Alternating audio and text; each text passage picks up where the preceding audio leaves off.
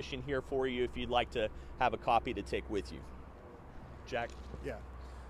Following up on what Mitch said and the facts that we developed in this case, any suggestion that Celina ISD, that this doesn't fall in their lap, is patently false.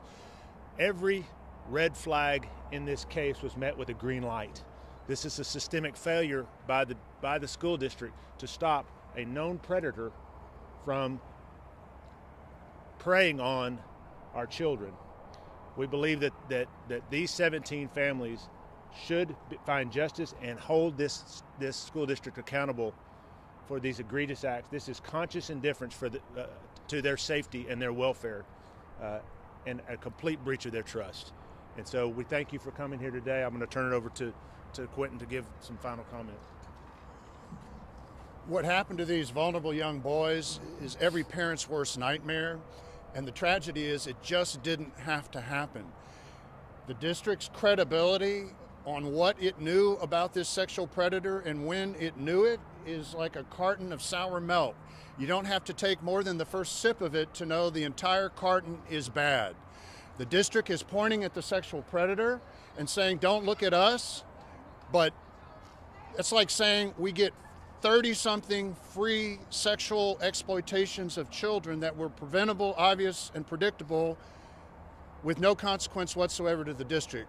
We don't think that squares with common sense, we don't think that squares with justice, and we don't think that squares with what a jury ultimately will do in this case.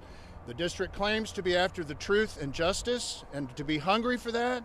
They may not like the taste of it when the jurors serve it to them in this case. They may not like the taste at all. We have a mission and a charter from our families that we represent to get answers, accountability, and to prevent this from happening again. Thanks to the bill authored by Representative Mitch Little, we have the tools and the power to do that, and that's what we intend to do. Thank you for joining us here today. Does anybody have any questions that you'd like to? I think they did.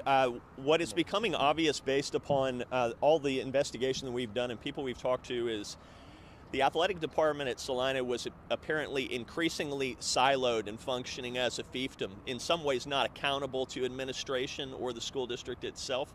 It's very disturbing. I think if I were operating the investigation at the police department, I would want to interview the people who were aware of this confrontation of Caleb Elliott when it occurred, the witnesses that are known who were there when it happened. There's obviously a lot more to find out. Can you expand please on this confrontation?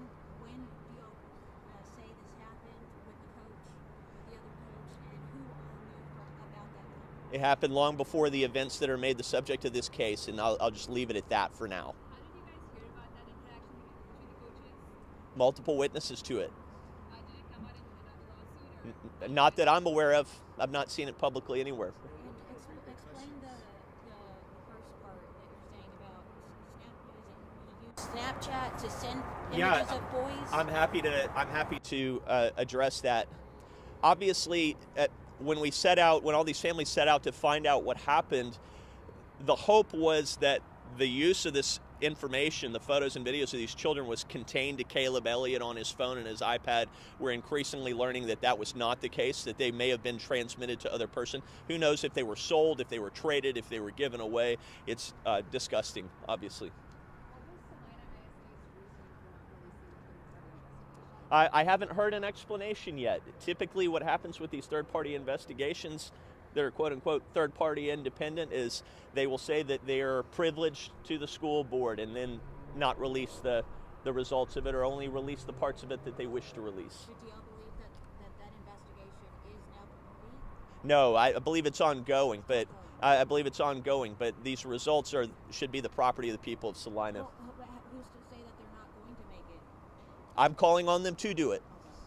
What role does Celina's football legacy play in all of this? They've obviously got a wonderful football legacy. The problem is, what are the spoils of that? You know, what is? I think the thing that we're all wrestling with is athletic success at the cost of children's safety. Is it worth it? What are your thoughts on hearing that this is covered up once again? I mean, this is the second time we've heard from attorneys at an incident involving Elliott was mixed up or covered up by the district. I want to know, what is your reaction to learning this and having to discuss this with these victims? Yeah, I think one of the awful things about working on sexual abuse cases is it becomes a progressive revelation, and it never gets better. It always seems to get worse the more that you find out. How you're saying like that the sports, the athletic people, they kind of worked on their own. The head of that is Bill Elliott. So what are you saying about his complicity in this when it comes to even this confrontation that you say happened? I think the big question that we are going to answer in this lawsuit is what were the institutional controls that were placed on the athletic department, and did the school district have sufficient oversight over the athletic department to keep children safe?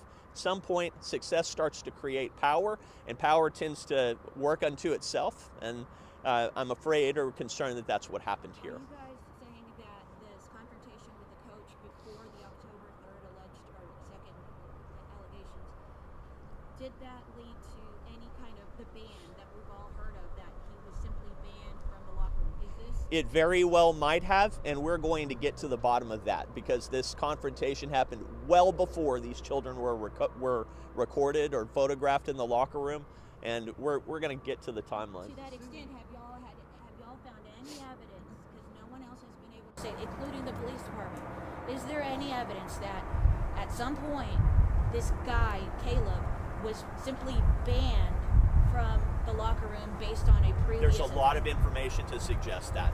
There's a lot of information to suggest that. The information you said today is accurate Yes. about the federal charges. Yes.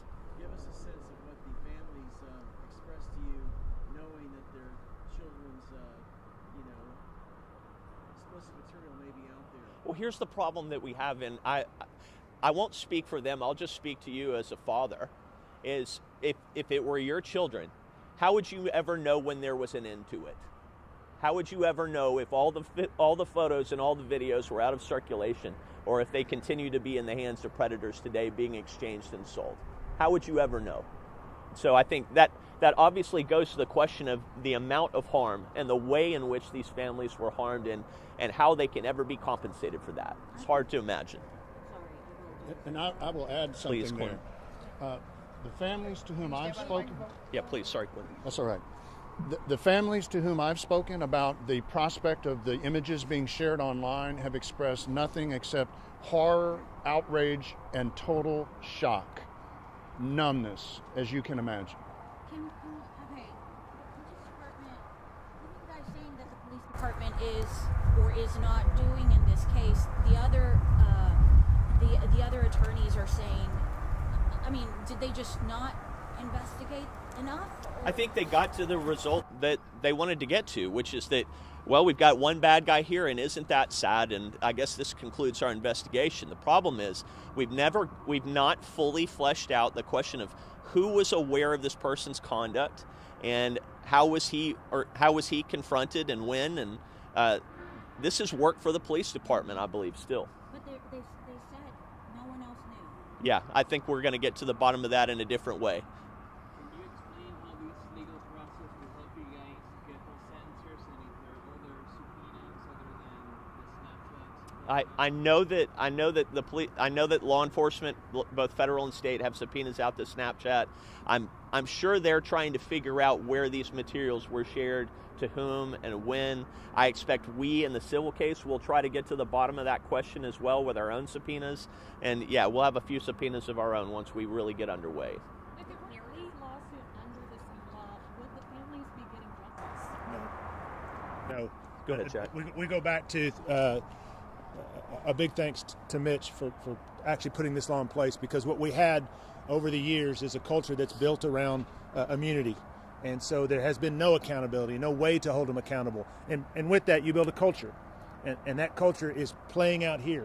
As Mitch said, you have a system, you have a situation where the predator is, for lack of a better analogy, the son of the king, okay? And how are you going to hold that person accountable when it is siloed the way that it is? So back to your question, this law now allows us to take the steps that we need to go beyond an initial investigation, to go beyond that and hold this school district accountable for what we know is egregious conduct and missed red flags all along the way. With nearly 40 victims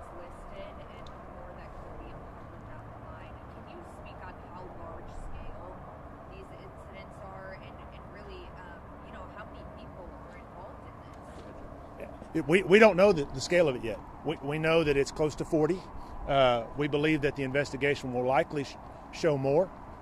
This went on much longer than was initially thought, and we're finding out there was problems. Where there's smoke, there's fire. I can promise you that confrontation was not likely the first time that he had done it. It was the first time he got caught doing it. And so we are worried that the scale of this is even much larger than we believe it is right now. Do some of your clients, are some of them overlapping with other lawsuits? So are they, some families part of your lawsuit, but also part of other lawsuits? No. Or these are all independent? These are all independent. Oh my gosh. We have filed on behalf of 17 families this morning. Anybody else? Go ahead. And y'all said that One of the red flags with respect to Celina Police Department's investigation, that they could not possibly have finished it and done a completely thorough job in the investigation, is the fact that they did not and could not have received all of the responses to subpoenas that are outstanding right now. There's just no way within the timeline that they concluded it. It certainly seemed as though the Celina Police Department said, nothing more to see here, look over there, and they specifically and explicitly punted the ball over into our court, into the civil lawsuit court, and said, well, I guess you'll have to get answers there. And that's not the way, according to Hoyle, a police department really should be conducting an investigation, I don't think. the other attorney said that they're basically deputizing you guys to get answers, what you're saying. Yeah, well, why is that surprising? I mean, Celina ISD deputized the parents to solve this problem for themselves. So why wouldn't the police department deputize us to go out and investigate the matter for them? This is a failure of government. It is a failure of a system that is going to have to be held accountable in this building. I mean, it's the only way these parents are going to get answers. One more question, anybody? What happens now? Kind of just take us through your guys' lawsuit. Yeah, here's what I expect will happen. The lawsuit was filed today. We'll get service of process on the school district, and Mr. Elliott will proceed through discovery, and I expect that our case will be scheduled alongside the other ones. And I believe the cases will likely be cooperative among the now 4 cases that have been filed. There's no reason that parents shouldn't band together in this community to get results. Thank y'all so much. Can we get first and last names of each other? Yeah, my name is Mitch Little. My name is Jack Walker.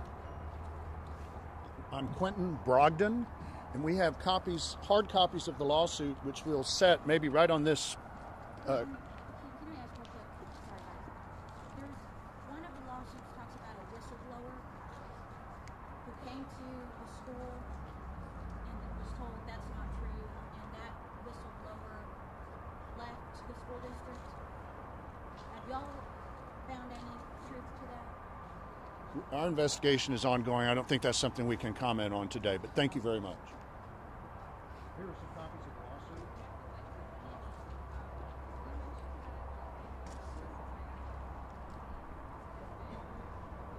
Thank you, fellas.